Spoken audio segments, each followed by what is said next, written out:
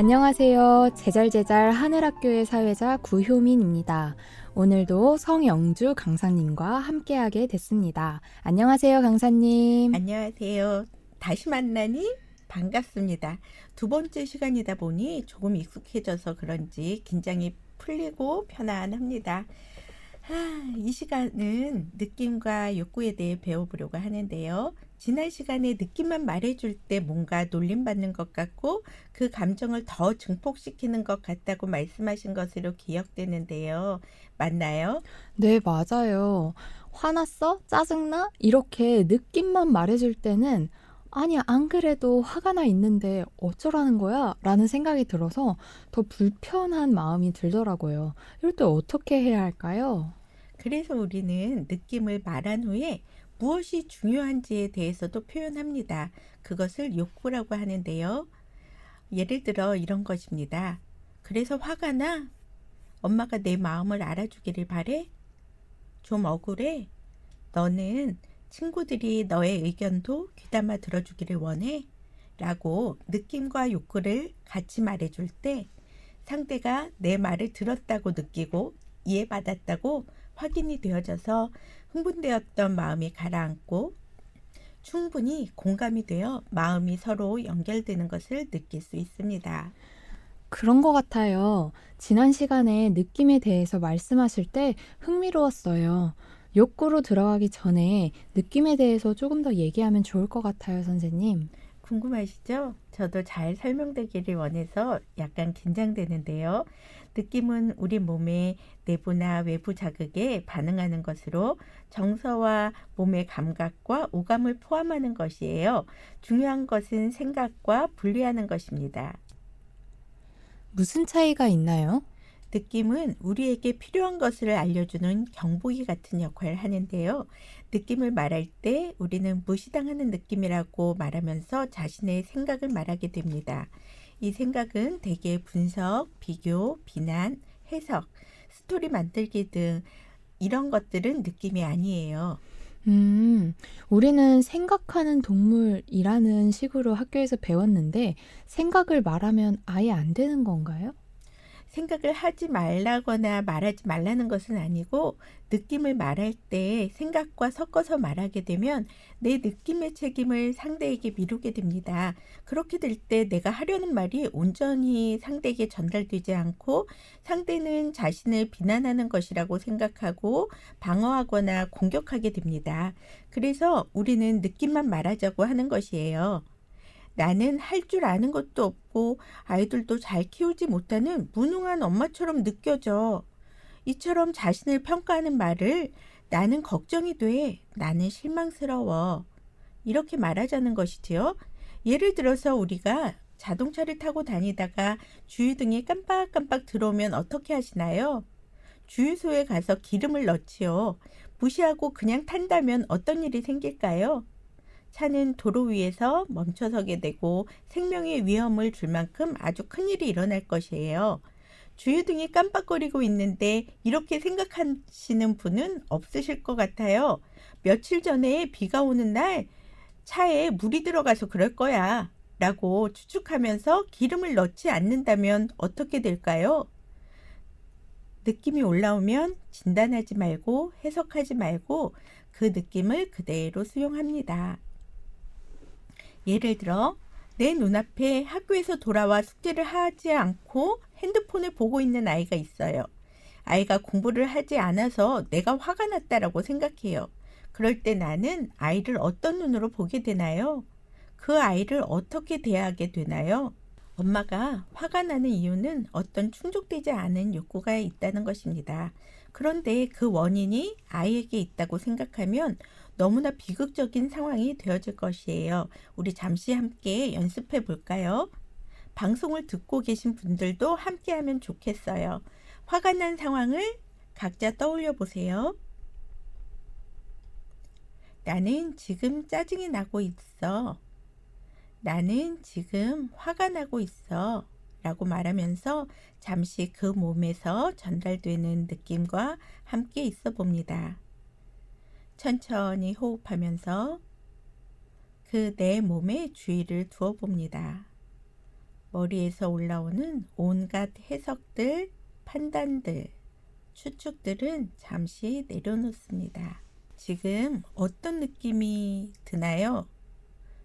느낌이 달라졌나요? 다른 느낌이 들고 있나요?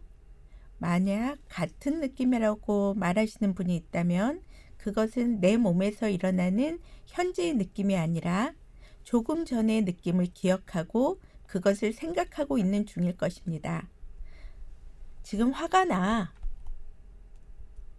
아이가 자신의 일은 자신이 알아서 했으면 좋겠어. 아이가 내 말을 잘 알아듣고 그 말대로 해주었으면 좋겠어. 이 화가 난 엄마가 존중이 중요하실까요? 아니면 기여, 수용, 성취 이런 것들이 중요할까요? 아니면 휴식이 중요할까요? 이렇게 자신의 느낌을 온전히 수용하고 알아줄 때 자신이 무엇을 원하는지를 찾아갈 수 있습니다. 그런데 이렇게 하는 것이 매우 힘들어요. 왜일까요? 그렇게 해본 적이 없습니다. 우리는 매우 지쳐 있고 정서적으로 매우 피곤한 상태입니다. 다른 사람을 맞추느라, 그 사람의 눈치를 보느라 타인의 느낌에 대한 책임이 자신에게 있다고 믿고 상대가 기분이 좋지 않은 것 같으면 그것에 대해서 책임을 느끼면서 무언가를 해야 한다는 압박감이 심하게 있어서 자신의 느낌을 온전히 표현하는 것이 어려운 상태로 살아왔습니다. 화가 나는데 꾹 참고 살면서 타인의 기분을 맞추면서 살면 어떤 일이 일어날까요? 우리나라 사람들이 걸린다는 화병이 나지요. 또 자신의 느낌을 알아주지 않으면 무기력해지고 나중에는 우울감이 심해지고 우울증도 걸리게 됩니다. 우울증은 죽음에 이르는 병이라고도 하지요. 그래서 우리는 내 몸에서 일어나는 느낌들을 자주 알아차려 주어야 해요. 그런데 여기서 중요한 것은 긍정적인 것, 부정적인 것으로 나누지 않고 욕구가 충족될 때의 느낌, 욕구가 충족되지 않았을 때의 느낌으로 구분합니다. 느낌에는 나쁜 것, 좋은 것이 있지 않아요. 그래서 좋은 느낌만 느끼고 표현하는 것이 아니라 우리는 우리의 느낌을 소중히 여기고 그 느낌들이 어떤 욕구를 충족하기 위하여 올라오는 것인지를 알아주어야 합니다. 그래서 걱정이 되거나 근심하는, 신경 쓰이는 이런 느낌들은 나에게 중요한 것, 필요한 것, 원하는 욕구들이 충족되지 않았음을 알려주는 신호로 그 욕구의 에너지를 충족시킬 수 있는 방법들을 찾아보아야 합니다. 느낌이 매우 중요한 것이었네요. 근데 지금껏 느낌이 이렇게 중요한 건지 인식을 하지 못하고 살았어요. 인정과 사랑을 받기 위해선 나 자신을 감추고 내가 중요하게 여기는 욕구를 포기하고 돌보지 않으면서 상대방의 욕구만 중요하게 여기면서 피의식으로 살고 있었던 것 같아요. 네, 그래서 느낌이 어떤지 시시때때로 알아줘야 하고 표현도 하여야 합니다. 그래야 내 안에서 어떤 욕구들이 충족되지 않았는지를 알아차리고 그것을 충족할 수 있는 방법들을 찾아서 잘 돌보아 줄 때 정서적으로, 신체적으로 건강한 관계를 유지할 수 있습니다. 예를 들어 콜라병을 3개 흔든 상태에서 뚜껑을 바로 열면 어떻게 되나요? 그 속에 있던 콜라가 주체할 수 없이 모두 튀어나올 것입니다. 상상만 해도 끔찍하지요. 우리 주변에 그런 분들 계실까요? 평소에는 조용하고 그렇게 좋은 사람이 없는데 한번 화가 나면 정말 무서운 사람. 그래서 그동안 맺어놓은 관계들을 모두 망쳐버리는 분들을 보셨을 거예요. 그래서 우리는 내 안에 있는 느낌들을 매 순간 알아차려 주는 것이 나 자신을 잘 돌보고 있는 중이라고 말할 수 있게 됩니다. 사회자님 느낌말 기억나는 대로 말씀해 보시겠어요? 좋다, 싫다, 힘들다, 화난다, 짜증난다, 기쁘다, 반갑다, 뿌듯하다, 뭐, 고요하다? 이 정도요? 네, 우리가 살면서 표현하는 느낌들의 말은 몇 가지 되지 않아요. 그런데 롤로 메이라는 정신분석학자는 성숙한 사람은 여러 가지 감정의 미묘한 차이를 마치 교향곡의 여러 음처럼 강하고 열정적인 것부터 섬세하고 예민한 느낌까지 모두 구별할 능력이 있다고 말하고, 또 자신의 느낌을 명확하게 의식하고 솔직하게 표현할 수 있을 때 우리는 좀 더 쉽게 다른 사람들과 원만하고 부드러운 정서적 유대관계를 유지할 수 있다고 말합니다. 그런 것 같아요. 아침에 출근하는 동료가 피곤하다고 하길래 어떻게 해줄까 고민을 하다가 제 귤을 동료한테 주었더니 비타민이 흡수돼서 기분이 상쾌하다고 하더라고요. 그 말을 듣고 서로 기분이 좋아진 일이 있었는데 그런 걸 말씀하시는 건가 봐요. 네, 맞아요. 솔직하게 내 느낌을 말할 때 원하거나 필요한 욕구를 충족하기 위하여 서로가 서로의 삶에 기여하게 되는 것이지요. 그렇다면 그 동료의 느낌은 피곤했고 그가 충족하고 싶었던 욕구는 무엇이었을까요? 글쎄요, 귤을 먹고 나니 상쾌해졌다고 하셨으니까 그가 원하는 것은 돌봄, 관심, 사랑, 건강, 이런 것들일까요? 우리는 상대의 느낌이나 욕구를 추측만 할 뿐이고, 혹시 그러한가 물어볼 수는 있지만 내가 추측한 것을 강요할 수는 없어요. 우리 어머님들 이 방송 들으시고 가만히 있어 보자. 내가 보니 당신은 지금 섭섭한 게 있는 것 같은데 얼른 속에 있는 것을 말해보라고. 그래야 내가 당신이 원하는 것을 해줄 수 있단 말이야. 이렇게 상대를 강요할 수는 없어요. 지금 당신 좀 난처하세요? 라고 물었을 때 상대가 아니요, 저는 긴장되는데요? 라고 말한다고 해서 위축될 필요도 없어요. 우리의 목적은 그 상대의 느낌을 추측하여 그 사람이 자신의 느낌을 찾아가는데 동행할 뿐이니까요. 말씀하시면서 간간히 욕구를 말씀해 주셨는데 이제 우리 욕구에 대해서 배워보면 어떨까요, 선생님? 네, 이제 욕구에 대해서 배워볼까요? 욕구란 삶의 에너지로 우리를 통해 표현되는 것이라고 마샬 로젠버그가 말했습니다. 욕구는 우리가 원하는 것, 필요한 것, 중요한 것이라고 말할 수 있는데요. 우리 부모님들 언제 쉬어보셨어요? 언제 자신이 원하는 것을 해본 적 있으신가요? 아이 키우랴, 남편 뒷바라지 하랴, 친정 시댁 부모님들 신경 쓰랴, 자신을 돌볼 시간이 너무 없지요? 그러나 우리는 욕구를 충족하기 위하여 한 가지 수단과 방법만을 옳다고 집착할 때 갈등이 생기고 우리의 삶은 매우 궁핍해집니다. 우리의 하는 모든 행동은 어떤 욕구를 충족하려는 시도라는 것을 의식할 때 우리 삶이 풍요로워지는 것 같습니다. 사회자님은 요즘 어떤 욕구가 중요한가요? 저는 재미가 중요한 것 같아요. 저에게도 재미라는 욕구가 아주 중요한데요. 그러면 이 욕구를 충족하기 위하여 어떤 수단과 방법이 있으신가요? 필라테스도 다니고 건강 요리도 만들고 여행도 다니고 있어요. 저는 친한 친구들이랑 강변 걷기, 사색하기, 성경 말씀 읽기 등등 있어요. 근데 사색하기가 어떤 재미가 있으신가요? 저는 여행하는 게 더 재밌다고 생각이 돼서 조금 이해가 안 되는데요. 네, 맞아요. 우리는 재미라는 욕구가 중요하다는 것에는 동의하지만 수단과 방법에 대해서는 차이가 있다는 것을 알게 되었습니다. 이것은 옳고 그름의 문제는 아닌 것 같아요. 그런데 우리는 살면서 나의 욕구를 충족하기 위하여 얼마나 많은 사람들에게 강요를 하면서 살고 있을까요?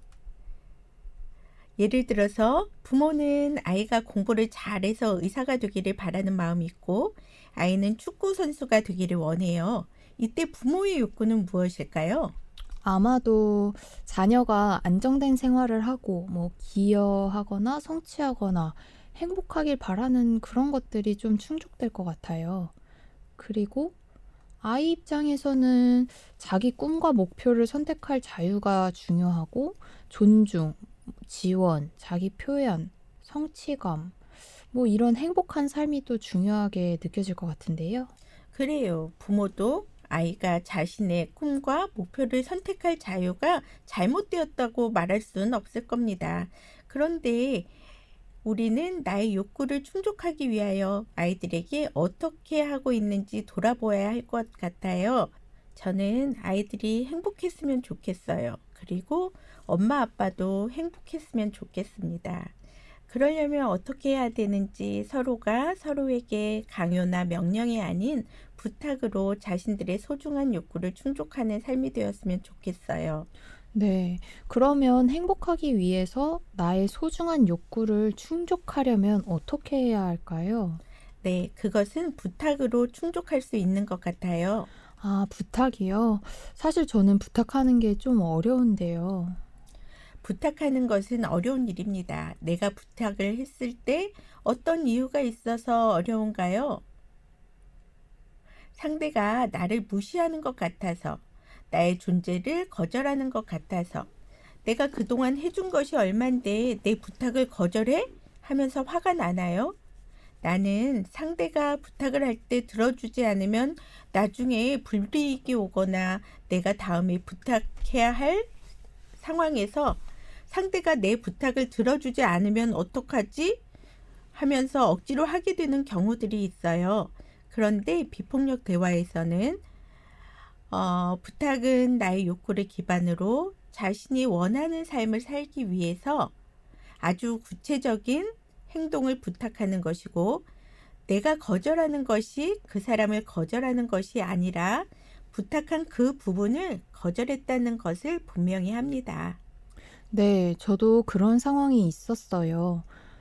친구에게 물 좀 갖다 달라고 했는데 가져다 주지 않더라고요. 그때 많이 서운했어요. 마치 나를 무시하는 것 같았는데 어떻게 하면 상대가 나의 부탁을 잘 들어줄 수 있을까요? 상대가 내 부탁을 잘 들어주기를 바라세요. 그때 사회자님께서 충족되는 욕구는 무엇일까요? 중요하게 여겨지는 욕구가 충족될 것 같아요. 그렇군요. 사회자님은 친구에게 중요하게 여겨지는 것이 중요하시군요. 지금도 사회자님은 친구가 물을 갖다 주지 않는 것이 무시해서라고 생각하세요? 아니요, 지금은 제가 중요하게 여겨지지 않아서 서운했구나 하면서 스스로 이해가 됐어요. 그 서운한 마음이 사라지고 내가 소중하게 여겨지길 바라는 것처럼 내 친구도 소중하게 여겨지는 것이 중요할 수 있겠구나 하는 생각이 들었습니다. 그러고 나니 마음이 좀 편안해지네요. 네, 부탁은 강요나 명령이 아니라 나의 욕구를 충족하기 위한 수단과 방법이라는 것과 두려움이나 의무감 또는 보상을 받기 위해서 상대의 부탁을 계속 들어준다면 두 사람은 질적인 연결이나 신뢰를 쌓기가 어려워지는 대가를 치르게 됩니다. 네, 그러네요. 부탁은 강요가 아니라 자발적인 거고 상대의 삶에 기여할 마음이 있고 그랬을 때 둘 다 모두 행복해질 것 같아요. 네, 이번 시간에는 내 안에서 일어나는 느낌을 온전히 경험하고 또 무엇이 중요한지 욕구를 찾아보고 그 욕구를 충족하기 위한 부탁에 대해서 알아보았습니다. 다음 시간에는 구체적인 부탁 만들기와 공감을 방해하는 10가지에 대해서 알아보도록 하겠습니다. 네, 다음 시간도 너무 기대가 되는데요. 증언보감에 의하면 하나님 사업의 성공에 속한 모든 일은 가정생활에서 그의 첫 승리를 얻어야 한다. 그들은 합당한 말만 하고 그 자녀들에게 들려서는 안 될 말은 입술에서 새어나오지 않게 하여야 한다. 결코 조급한 정신을 드러내지 말 것이다. 라고 하면서 부모의 말투를 꾸준히 연습하는 것이 얼마나 필요한지 언급했습니다. 오늘 배운 비폭력 대화를 활용해서 내 주변과 내 자녀들에게 하나님께서 바라시는 합당한 말을 하면 우리 모두가 됐으면 좋겠습니다. 막상 실천하기 어려울 수 있지만 우리 모두 주 안에서 능히 해내는 능력을 구하고 얻으시길 응원합니다. 오늘도 감사합니다, 강사님. 네.